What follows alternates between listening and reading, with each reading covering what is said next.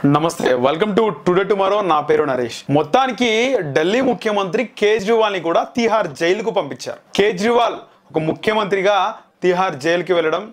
భారతదేశ రాజకీయాల్లో సంచలనంగా మారింది యాక్చువల్గా కవిత వెళ్ళిన తర్వాత కేజ్రీవాల్ అరెస్ట్ ఆయన కూడా జైలుకు వెళ్తాడు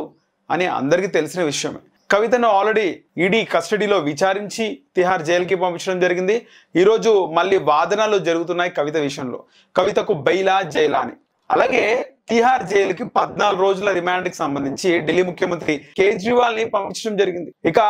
డబ్బులు కేజ్రీవాల్ దాదాపు 100 కోట్ల వరకు డబ్బులని ఆయన అక్రమంగా సేకరించినట్టు గోవా ఎన్నికల్లో 100 కోట్లను ఆయన వాడినట్టు కూడా దీనికి సంబంధించి ఆయనకు తిహార్ జైల్లో 14 రోజులకు సంబంధించిన రిమాండ్ ని విధించారు ఇక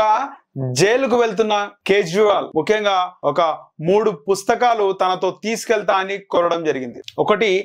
భగవద్గీత రెండోది రామాయణం అలాగే మూడోది ప్రైమ్ మినిస్టర్స్ డెసిషన్ అనే మూడు బుక్లు తనకు కావాలని కూడా ఆయన చెప్పడం జరిగింది ఇక చాలా మంది మన పెద్దలు పూర్వీకులు ఆధ్యాత్మికవేత్తలు చెబుతూ ఉంటారు ఒక్కసారి భగవద్గీత చదివితే ఈ జీవితాన్ని ప్రపంచాన్ని చదివినట్టే మనిషిలో మార్పు కూడా వస్తుంది అని చెప్పేసి సో అలాంటి పరమ పవిత్రమైనటువంటి భగవద్గీతను కేజ్రీవాల్ తనకు కావాలని అలాగే రామాయణం పుస్తకం తనకు కావాలని అలాగే ప్రధానమంత్రి మోదీ తీసుకునే నిర్ణయాలు ఒక దేశ ప్రధానమంత్రి ఎలాంటి నిర్ణయాలు తీసుకుంటాడు ఎలాంటి సందర్భాల్లో అనే దానికి సంబంధించినటువంటి పుస్తకాన్ని ఒకటి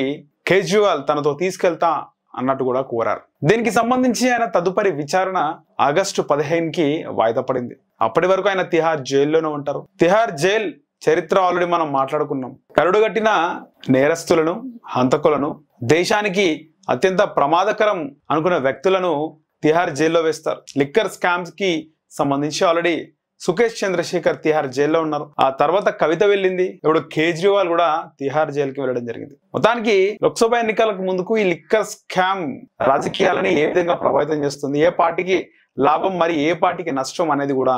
చూడాల్సి ఉంది దీనికి సంబంధించి ఆల్రెడీ ఇండియా కూటమి నిన్న సమావేశాన్ని కూడా ఇండియా కూటమి ఏర్పాటు చేసింది